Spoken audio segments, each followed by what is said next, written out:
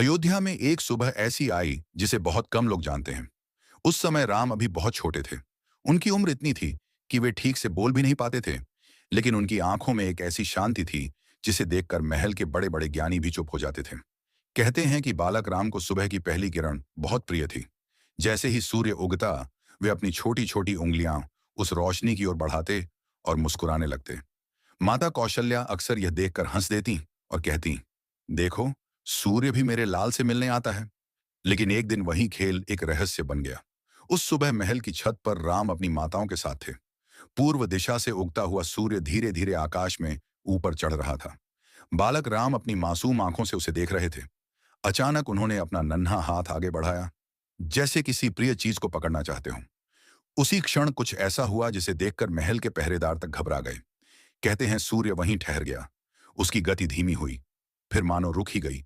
महल के आंगन में खड़े सैनिकों ने देखा कि समय जैसे थम गया है। पक्षियों की उड़ान धीमी पड़ गई। मंदिर की घंटियां बजते बजते शांत हो गईं और अयोध्या में फैल गई एक अनोखी सुनहरी रोशनी। माता कौशल्या ने पहले सोचा यह उनकी आंखों का भ्रम है, लेकिन जब उन्होंने ऊपर देखा तो सचमुच सूर्य अपनी जगह पर ठहरा हुआ था। उसी समय राजगुरु वशिष्ठ को बुलाया गया। वे आए, बालक राम को देखा, फिर आकाश की ओर देखा और कुछ क्षण मौन रहे। फिर उन्होंने धीमे स्वर में कहा, यह खेल नहीं है, यह संकेत है। महल में सन्नाटा छा गया। वशिष्ठ ने कहा, जिसे यह बालक अपना समझ ले, समय भी उसके लिए रुक सकता है।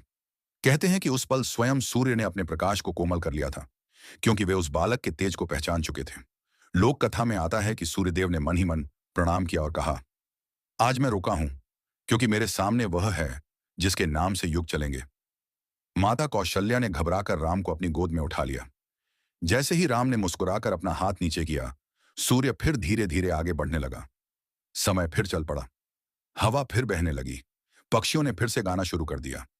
लेकिन उस दिन के बाद अयोध्या के महल में एक बात फुसफुसाहट बनकर फैल गई। राजमहल में जन्मा यह बालक केवल राजा का पुत्र नहीं। कहते हैं कि उसी दिन से हर सुबह महल के उस हिस्से में सूर्य की पहली किरण सबसे पहले राम के कक्ष में पड़ती थी, जैसे सूर्यदेव प्रतिदिन पहले उनके दर्शन करते हों।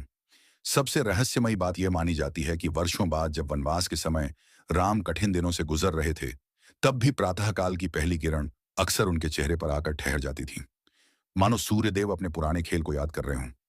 यही इस कथा का रहस्य है कि जिनके लिए संसार चलता है, कभी कभी प्रकृति भी उनके बचपन में उनके साथ खेलती है। जय श्री राम।